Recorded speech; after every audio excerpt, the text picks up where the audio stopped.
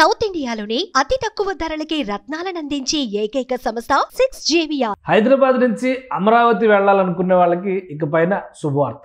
ఎందుకంటే విజయవాడ మీదుగా మళ్ళీ కృష్ణానది దాటి అమరావతిలోకి వెళ్లాల్సినటువంటి పని లేకుండా ఆంధ్రప్రదేశ్ ప్రభుత్వం తక్షణ చర్యలు చేపట్టింది. విజయవాడ వెస్ట్ బైపాస్కు సంబంధించినటువంటి బ్రిడ్జిని ఉపయోగించుకుని హైదరాబాద్ నుంచి నేరుగా అమరావతిలోకి రాకపోకలను ప్రారంభించేందుకు ప్రణాళికల్ని సిద్ధం చేసింది. ఒకసారి మనం ప్రణాళిక చూద్దాం. ఈ వెస్ట్ బైపాస్ ఏంటి, అది హైదరాబాద్ నుంచి విజయవాడ వెళ్ళేటువంటి రూట్ మ్యాప్కి ఏ విధంగా ఉపయోగపడుతుంది, దీన్ని విశ్లేషించేటువంటి ప్రయత్నం చేద్దాం. దాదాపు 48 కిలోమీటర్ల దూరం డిస్టెన్స్ని కవర్ చేస్తూ అటు గుంటూరు నుంచి ఇటు రాజమండ్రి వైపు వెళ్ళేటువంటి వాహనాలు విజయవాడ నగరంలో ట్రాఫిక్ రద్దీలో ఇరుక్కుపోయేటువంటి పరిస్థితి లేకుండా తయారు చేసినటువంటి ప్రణాళికే ఈ వెస్ట్ బైపాస్ రోడ్డు. అలానే ఈస్ట్ బైపాస్ ప్రణాళిక కూడా ఉంది. ప్రస్తుతానికి అది పెండింగ్లో ఉంది. వాస్తవానికి వెస్ట్ బైపాస్ ఈస్ట్ బైపాస్ కాకుండా అమరావతి ఇన్నర్ రింగ్ రోడ్డు పేరుతో విజయవాడ గుంటూరు మధ్య ట్రాఫిక్ రాకపోకలను నియంత్రించేందుకు అప్పట్లో చంద్రబాబు నాయుడు ప్రభుత్వం ఒక ప్రణాళికను సిద్ధం చేస్తే, అయితే జగన్మోహన్ రెడ్డి ప్రభుత్వం ఆ ప్రణాళికలన్నింటినీ పక్కన పెట్టేయడం, అమరావతిని పూర్తిగా పక్కనకు జరిపేయడంతో అవి ఆగిపోయింది. కేంద్ర ప్రభుత్వం national highway authorities of India ఆధ్వర్యంలో వెస్ట్ బైపాస్ పనులు ప్రారంభించింది. ఈ వెస్ట్ బైపాస్కి సంబంధించినటువంటి ఒక ప్రణాళికని మనం చూద్దాం.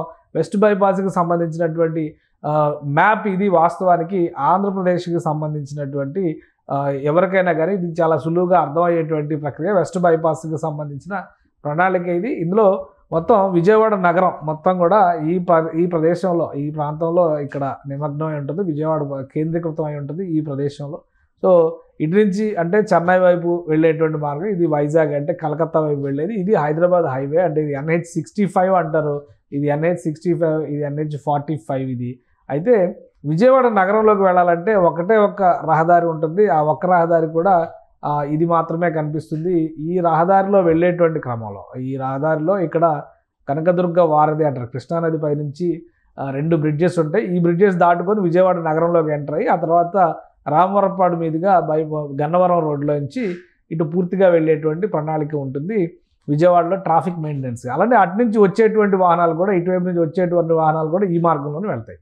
ఈ ట్రాఫిక్ రద్దీ నేపథ్యంలో విజయవాడ నగరం పైన ఈ ప్రాబల్యాన్ని, ప్రభావాన్ని తగ్గించేటువంటి క్రమంలో ఈ వెస్ట్ బైపాస్ అనేటువంటి ప్రణాళికని సిద్ధం చేశారు. అయితే ఈ వెస్ట్ బైపాస్కి సంబంధించి ఒక 50% కంప్లీట్ అయిపోయింది మనం అని చెప్పాల్సి ఉంటుంది. ఎందుకంటే మొత్తం టోటల్ ప్యాకేజీ 48 కిలోమీటర్ల ప్యాకేజ్ అయితే దీన్ని 2 ప్యాకేజీలుగా విడగొట్టారు. ఒకటి విజయవాడ నగరం నుంచి మొదలుపెట్టి ఇక్కడ చిన్న అవుట్పల్లి వరకు జరిగేటువంటి నిర్మాణం, ఇది ప్యాకేజ్ 1. ఈ ప్యాకేజ్ 1కి సంబంధించినటువంటి బాధ్యతల్ని MEIL గ్రూప్ నిర్వర్తిస్తుంది. MEIL గ్రూపు ఆల్మోస్ట్ ఈ రూట్ మ్యాప్ మొత్తంలో చూస్తే కనుక 90% నిర్మాణం పూర్తి చేసింది. చివరికి టోల్ గేట్లు కూడా అక్కడ ఏర్పాటు చేసేసింది. ఒక టోల్ గేట్ వస్తుంది ఈ మార్గంలో, అలానే ఇటువైపు మార్గంలో ఒక టోల్ గేట్ వస్తుంది. ఇక కృష్ణానది బ్రిడ్జ్ దగ్గర నుంచి ఇక్కడ చిన్న కాకాని వెళ్ళేటువంటి మార్గం మొత్తాన్ని కూడా నవయుగ అండ్ అదానీ గ్రూపు ఒక జాయింట్ వెంచర్ ప్యాకేజ్ కింద, ప్యాకేజ్ 2 కింద ఇక్కడ కన్స్ట్రక్షన్ పనులు మొదలుపెట్టింది.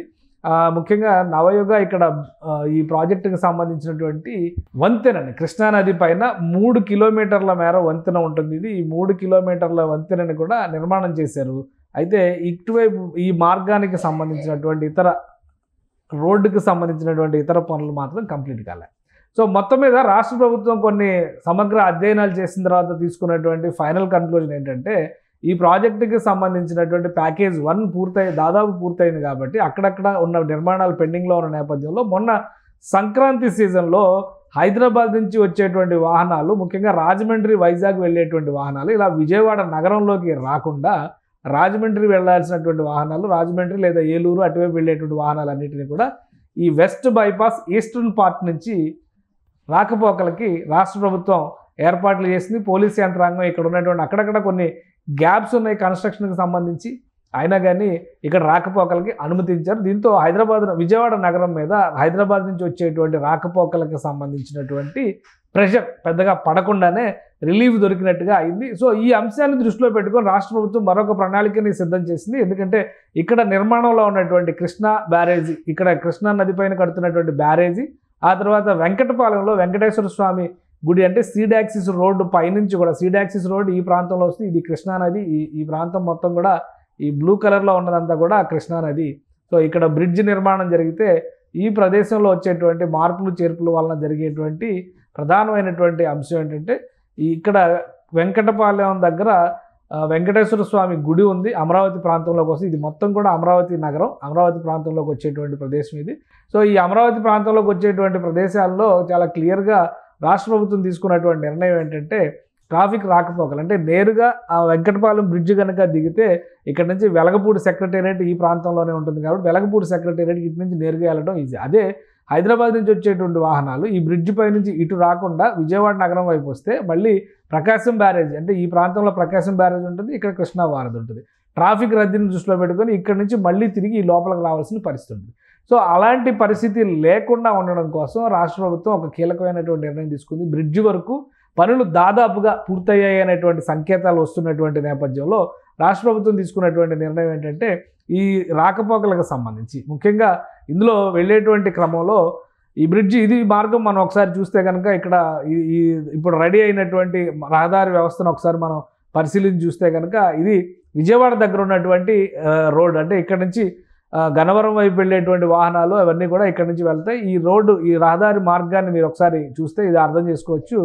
సో ఎలా అయితే ఈస్ట్ సైడ్కి యాక్సెస్ ఇచ్చి రాజమండ్రి, ఏలూరు అలానే విశాఖ వెళ్ళేటువంటి వాహనాలకి మళ్లింపు చేశారో అదే తరహాలో అమరావతికి వెళ్ళేటువంటి వాహనాలకి ఇదే బ్రిడ్జ్ దగ్గర నుంచి కృష్ణా బ్యారేజ్ పనులు దాదాపుగా పూర్తయినటువంటి సంకేతాలు ఉన్న నేపథ్యంలో ఇక్కడ నుంచి ఆ వాహనాలను నేరుగా అమరావతిలోకి అనుమతించాలనేటువంటి ఆలోచన రాష్ట్ర ప్రభుత్వం చేస్తున్నట్టుగా తెలుస్తుంది. ఇదే కనుక సాకారం అయితే అమరావతి నగరంలోకి వెళ్ళేటువంటి క్రమంలో దాదాపు 20 నుంచి 35 కిలోమీటర్ల దూరం కలిసి వచ్చేటువంటి అవకాశం ఉంది హైదరాబాద్ నుంచి అమరావతి ప్రాంతానికి వెళ్ళాలనుకునేటువంటి వాహనదారులకి.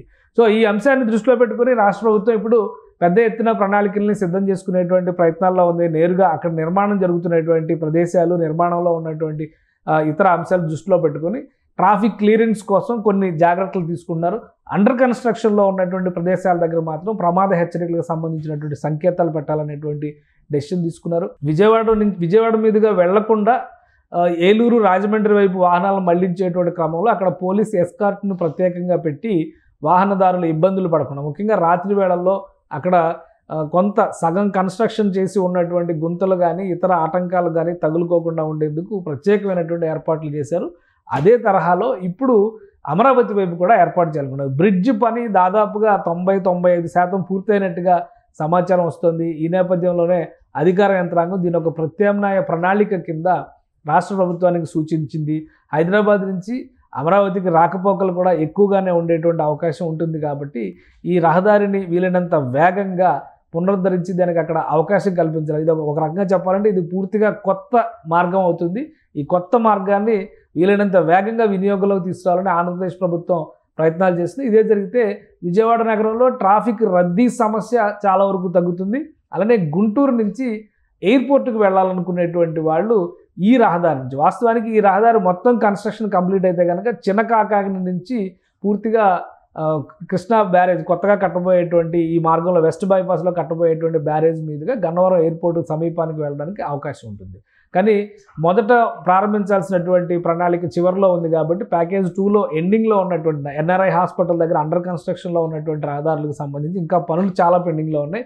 సో బ్రిడ్జికి సంబంధించి తుది మెరుగులు దిద్దితే కనుక ఆ ప్రాంతంలో అంటే కృష్ణానది నుంచి దాదాపు 7 కిలోమీటర్ల అవతలకి హైదరాబాద్ నుంచి వెళ్ళేటువంటి వాహనదారులు అక్కడ ల్యాండ్ అయ్యేటువంటి అవకాశం ఉంటుంది. దీనివలన నేరుగా అమరావతి సెక్రటేరియట్లోకి వెళ్ళేటువంటి పనులు చూసుకోవాలనుకునే వాళ్ళు, అమరావతి ప్రాంతానికి వెళ్ళాలనుకునే వాళ్ళు, ఒకవేళ గుంటూరుకు వెళ్ళాలనుకున్నా కానీ కొంతవరకు అక్కడ షార్ట్ కట్స్ అంటే ఇంకా సరైనటువంటి రహదారులు లేవు కాబట్టి ఆ దారులపైన అవగాహన ఉన్నవాళ్ళు వెళ్ళడానికి కొంత అవకాశం ఉంటుంది.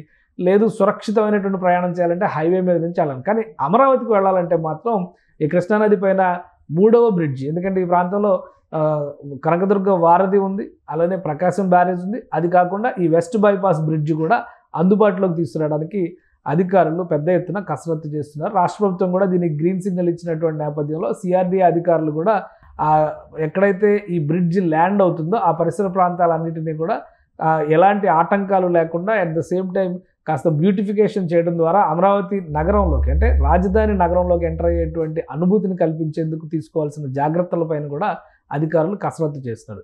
సో హైదరాబాద్ నుంచి వెళ్ళాలనుకునే వాళ్ళు అతి త్వరలోనే నేరుగా అమరావతిలోకి అంటే గొల్లపూడి నుంచి రైట్ టర్న్ తీసుకుంటే కృష్ణానది 3వ బ్రిడ్జ్ మీదుగా అమరావతిలోకి నేరుగా గ్రాండ్ ఎంట్రీ లభించేటువంటి అవకాశాలు అతి సమీపంలోనే కనిపిస్తున్నాయి.